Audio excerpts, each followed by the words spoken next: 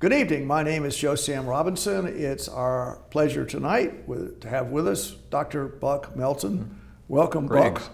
Glad to be here as Well, always. once again, I'm going to avoid any. You've poisoned the well. I'm moving past our little normal conversation. For those of you who saw our last episode, for the first time, I was getting ready to make an announcement, but he didn't give me the opportunity, and I'm now very upset. So I'm not going to make this announcement right now. What about for me, Buck? Do you think I have any political possibilities? Do you have any thoughts about that? I think you ought to go for it. Yeah, So is that it's in your bucket list? Is it I know pretty you lucrative to do that? I mean, can you get some money if you try it? You mean once you're in office? I think people wind up with getting some, don't they?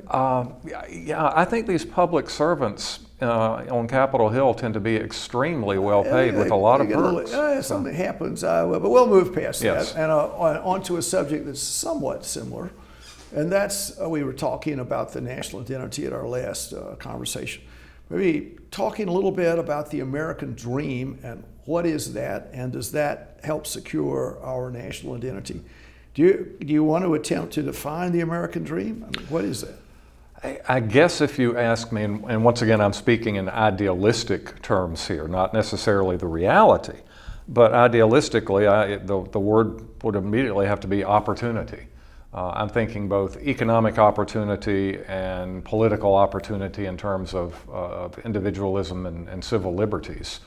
That's always been the way. For instance, if we go back and look at the very beginning, the people who were comfortable in England, who were the emerging gentry, who were the aristocracy, who were part of the correct religion, which by our founding would almost certainly have been Church of England, they stayed put.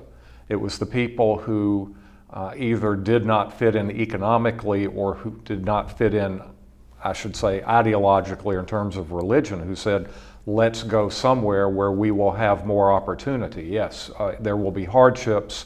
We're going to an unknown land populated by people who want to kill us. Of course, we want to kill them too, but we're snake-infested, clouds of mosquitoes. There's no raid, there's no off, there's no air conditioning. But it's worth it to us because we can secure something of value to us that we cannot secure if we stay where we are. So I think from the beginning that has been the ideal for people who have come here voluntarily. Now, not everyone has come here voluntarily. Yes. Babies in arms, for instance, right. African slaves. Malcolm X's wonderful statement, we didn't land on Plymouth Rock landed on us. Yes. But on the whole, that's what you think of when you're thinking the American dream. Well, now, maybe you parse that out a little bit. So presumably, if you come here, you're going to get something that you can't have or hard to obtain in your other where you've come from. So what about freedom of religion? Now, that's certainly part of it, particularly in the 19th century or 17th century, particularly in New England. Yes. At least to some degree. But once you were there, if you were a Baptist, you had some problems, did you not? If Yes. you were with those pesky Congregationalists. And so there was some idea, particularly as part of the city on the hill, the superiority of American culture is that freedom of religion was a big deal, and you didn't have that in many countries. That's correct. And the thing that allowed it here, and it's very good that you point out, you would call it, I guess, a corporate freedom of religion. So the Massachusetts Bay Colony was about freedom of religion for Puritans. Yes. So if you weren't a Puritan, you could either become a Puritan or you could leave.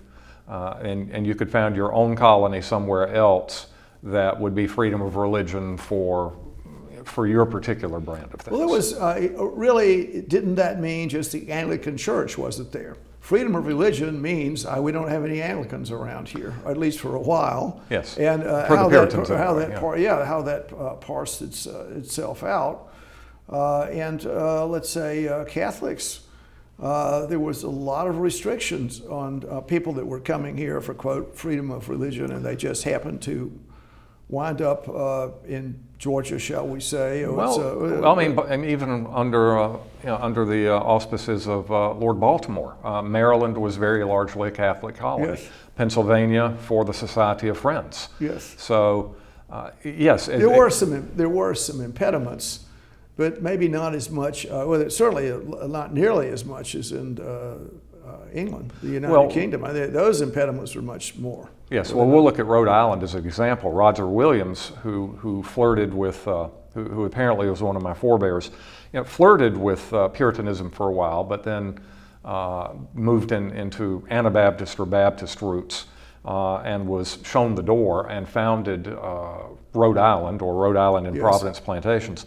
And of course, it was Roger Williams who came up with the phrase separation of church and state. Yes. And back then it was separation not to protect the state from the morality of the church being forced down its throat. It was exactly the opposite. It was to protect the church from the power of the state. Yes. But even in Rhode Island, which was the first place that really tried to practice something like separation of church and state, Roger Williams said, "We draw the line. If you're Jewish or atheist, we don't want you." Yes. So, but there is still more opportunity there than, as you say, in England. Yeah, So. and I would say I'm going to give the Baptists some praise here, or at least the Protestant viewpoint that hatched out after the English Civil War, possibly the nonconformists, the Methodists are in there too. The dissenters, yeah. And I think particularly in the U.S., that really, with some difficult starts, if you really wanted to practice your religion, whatever it would be, you're going to be able to do it here. And no matter if you're Islamic or Buddhist or whatever, that's part of the national DNA. And so that you could say that's part of the American dream, and it seems to be real. Now let me expand a little bit and see. To me, the preponderant thing to consider, and when people say, "Well, the American dream here," is economic success. Yes. So the idea is that I'm poor. I live somewhere where I'm being ground down, and I'm a victim of the class system here. There's no way I can ever be a big dog. There are many reasons for that. My father was a peasant, and I can't do this, I can't do that. And even I couldn't get any money to start with, but I've heard got any, it wouldn't matter. And I'm just living from paycheck to paycheck, or just from one meal to the next, one pair of shoes to the next.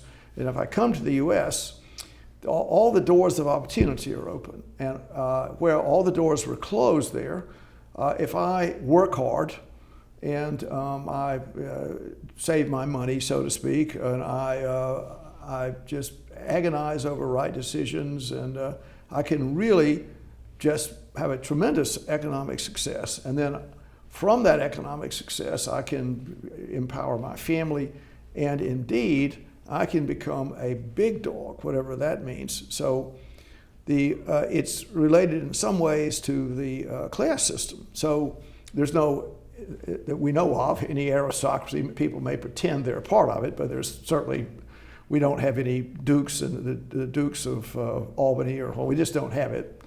It's interesting. It's interesting to see what institutions made the jump across the ocean and what institutions stayed behind. Yes. So, yeah. Well, and then what I'm finally going to get into is that might be kind of a false god, if you want to say it that way. So I'm here. I've just better get rich, however I can do it right now. And no matter what barriers stand between me and obtaining this, maybe I'll become part of the mafia. Maybe I'll do some kind of illegal, maybe not. I'll push, I'm jumping around. Maybe I'll befriend a politician and do something, or I'll be a politician and I'll do it that way. So it's the sort of restraint that might cause more civility would not be there. And then the other big, I think, shoe to drop on this issue would be what happens when you're not successful. So that's pretty bad, isn't it? If you've come here from a poor country and you're on the boat, you're at Ellis Island or however you're getting here, and I expect to just get trillions of dollars and on. And then we have sort of a death of a salesman kind of event. Not everyone can get $1 billion. It's kind of a death of a salesman, and it's pretty injurious to people. Your comments on the American dream part, is it good, is it bad? What's the downside to it? Well, it's economically. I'm reminded of the cartoon. It shows a little fish swimming along saying there's no justice in the world because he's being pursued by a bigger fish. Yes. And this bigger fish is saying sometimes there's justice in the world. Well, this fish is being pursued by an even bigger fish that's about to eat him, and this big fish says the world is just. Right. So I would, you're quoting Death of a Salesman. I'm thinking something that came out at about the same time from the science fiction genre, and I can't remember what it was off the top of my head. I'm having more of these senior moments all the time, but yes. the famous quotation comes from it, you pays your money and you takes your choice. Yes. You roll the dice, and when you roll the dice, maybe the dice come up snake eyes. Yes. And so what do you do with that if the American dream doesn't pan out for you?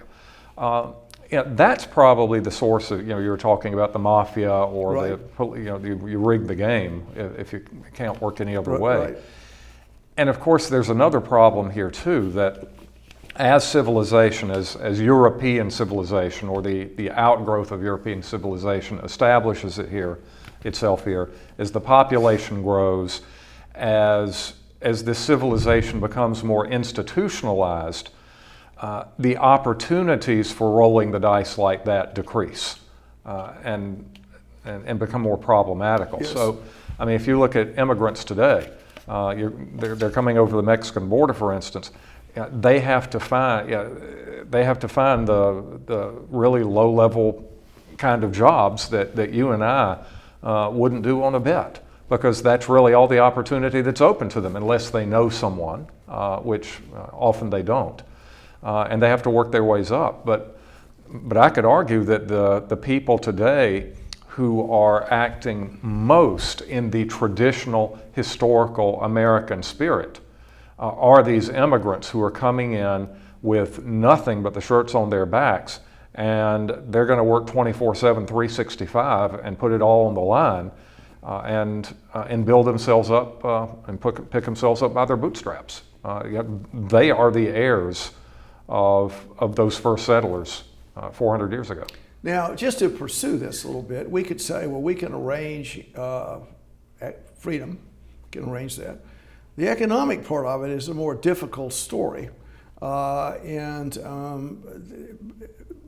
a lot of people pursuing this dream, it depends on living on a terrible economic situation to start with. So if the U.S.'s economy is whatever, let's suppose it's half what it is now, everybody feels poorer. There's just, nevertheless, there are many countries, no matter how poor you feel here, or how bad inflation is, or how much gas costs, it's just tremendous to be here from where they live. And if you look at the Earth's population, 8 billion people, probably more or less there are about a billion people rather, countries that have about 1 billion people in them, that you could call them either high income or at least medium income countries, where people want to live for economic reasons and other reasons. The poorer these other countries are, the more intoxicating the American dream is to come here. Now, having said that, I think we've talked a little bit about the national identity, and one part of the national identity would be we've got this dream. I mean, it's part of our American DNA that all these great things. If you work hard and you are a good person and your family's a good person and you're kind and generous and moral, then great things will come off you, and you just don't have those other places. On the other hand, if I can say this, if the country is getting more crowded and people are coming in with lots of differences, and that there's sort of a free-for-all for money, that could be pretty injurious, couldn't it? I mean, if I could say that. Is that a comment? I mean, the inequality that might be happening and that might actually be increased by poor immigrants appearing. Is that any comments about that? Well, our national identity. Well, it strikes me that that if you are coming from abject poverty, if you are coming from a country or even a region of the planet where there is no economic opportunity, the natural resources are bad, there's not money to develop them, you don't have clean water, you've got no good transportation system, so you're facing a threat of imminent starvation, the health care is lousy. I think it's interesting that an industrialized capitalistic system and a Marxist ideological system both offer you at least the potential of something that you don't have. A capitalist system like the United States continues to be more or less. It doesn't guarantee you success, but it does guarantee you the chance to at least throw the dice, which you do not have even that if you stay where you are and in the circumstances you're in. At the same time, this desperation, I think, also explains Marxism. That, okay, maybe Marx was all wrong. Maybe this idea of absolute equality and some sort of basic level for all of us is a chimera and it's never going to work. But if I buy into the Marxist system, I'm still not going to be any worse off than I am now because things right now are as bad as they're going to get. So I don't think necessarily if you're in that situation and you somehow manage to make it to the United States, I don't think you're necessarily focused on becoming a millionaire. I think you're focused on having a shot at having a roof over your head and clean water every day. So, and those are rather modest, those are rather modest needs. I think that's a good point. And just looking at our national identity, you could say access to clean water, all right, the air is pure, the food is safe, some kind of education is assured, and the health system is going to take care of you somehow. Those are all good things, and your opinion is valid or valued. So as witness at the ballot box, so people are going to come pass out hamburgers, or they're going to knock on your door and beg you to vote for them. A powerful politician is going to go door to door and shake your hand and ask for your vote. So those are all pretty positive things. One of the issues, just comparing the America or the Marxian issue, would be, well, it's a competing ideology, is the role that property plays in the Western world, and particularly in the U.S. So it is possible that if you've been here a long time, you're going to obtain property, and the property can be passed along to the next generation. And you could have a situation where you're an immigrant coming in, and there are people that have lived here for a long time, and they possess all of the property, all of the wealth, and thus all of the power. You're here, you have all these joyous things that you're going to obtain, but because of the role of property and wealth in the country, then you might think of yourself as a second-class citizen, and it would be an erosive event in trying to put some kind of national identity together. So this is just asking this question: is inequality, economic inequality, which is promulgated by one generation passing property and wealth along to another one, kind of like the English aristocracy in a way.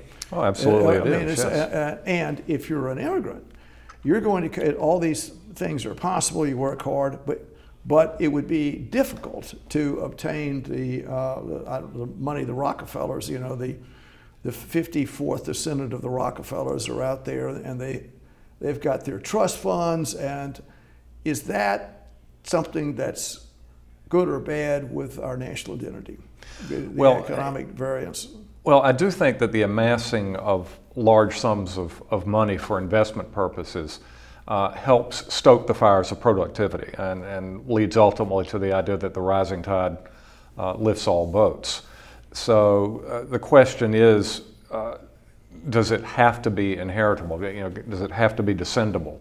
Or do we say that once you're dead, we're going to disseminate all this money?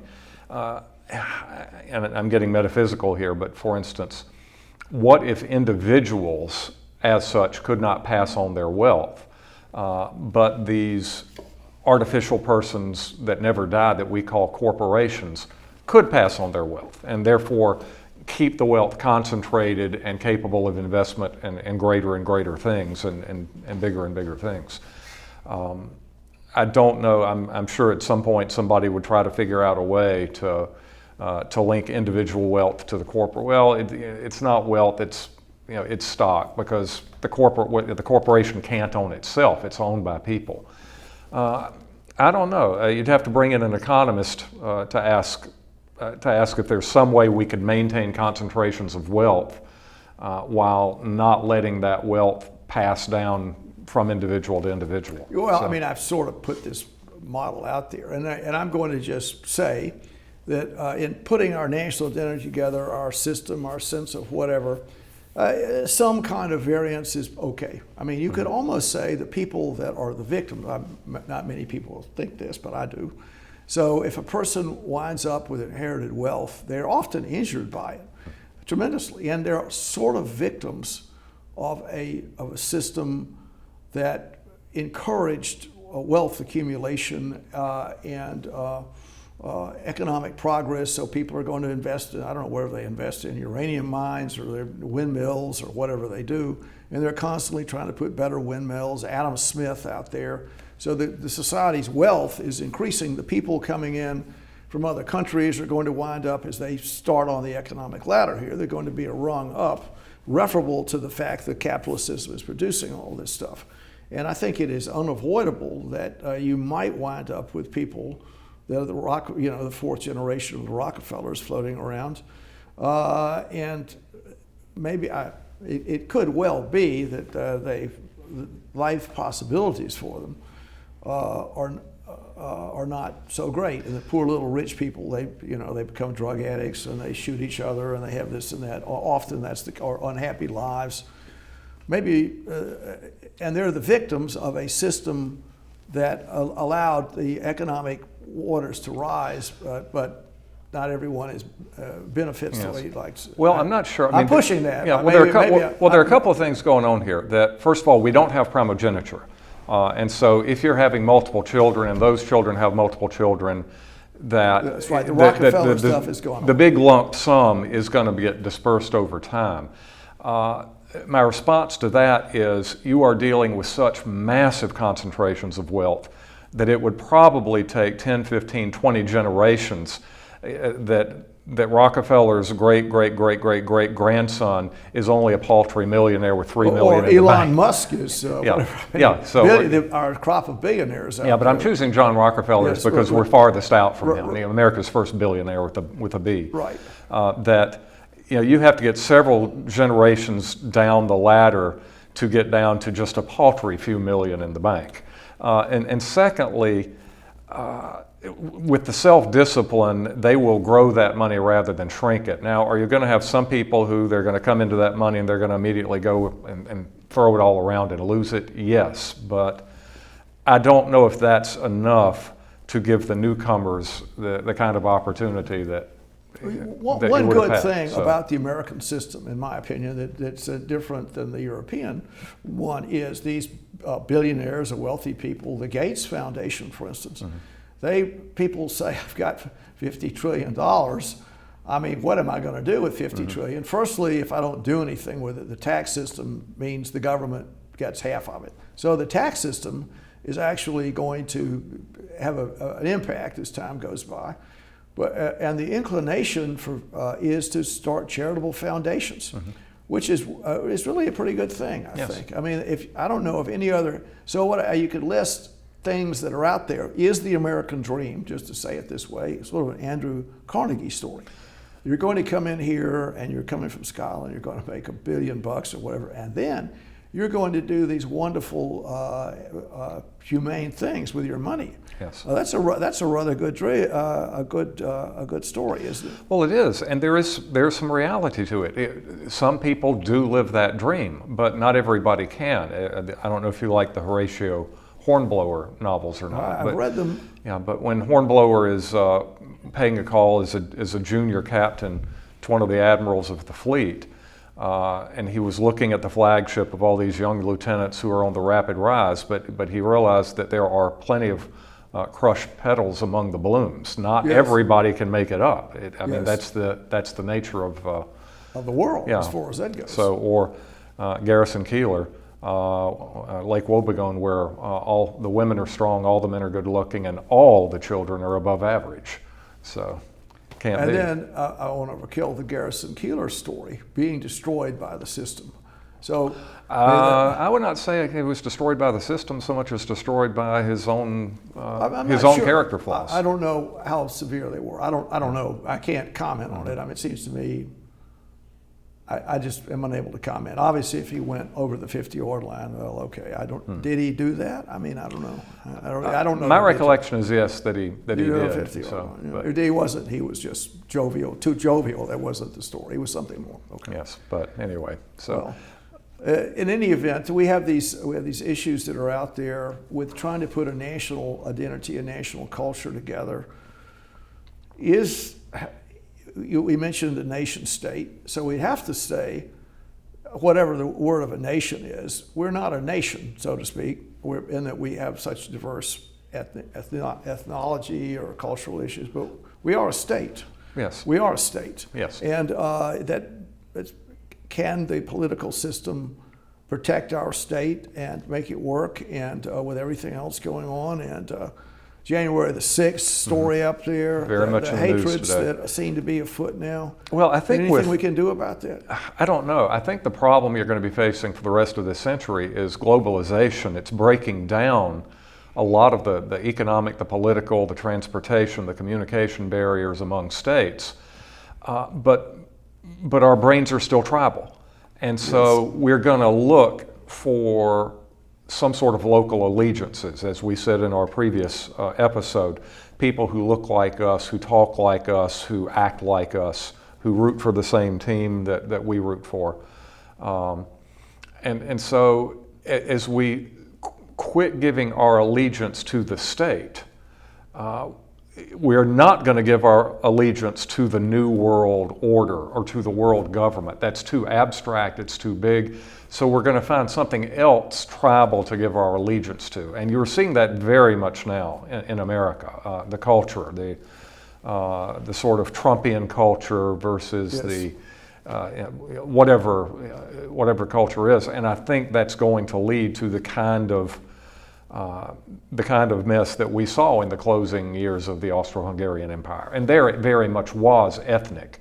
But when you had allegiance, if you will, to a dozen different major cultures, that kind of diversity ultimately contributed heavily, if not actually caused, the destruction of the European order in 1914. Is that where we're headed? If it is, that's not someplace we want to go. I hope that's not where we're headed, but it looks like we are in many ways. You know, to put the world together, maybe we need outer space invaders. It's like Independence Day, Yes. is that right? Yeah. So, or the War of the Worlds. Everybody is, it's pretty impressive. All of humanity is united, and there's sort of a wonderful sense of kinship as we resist the other.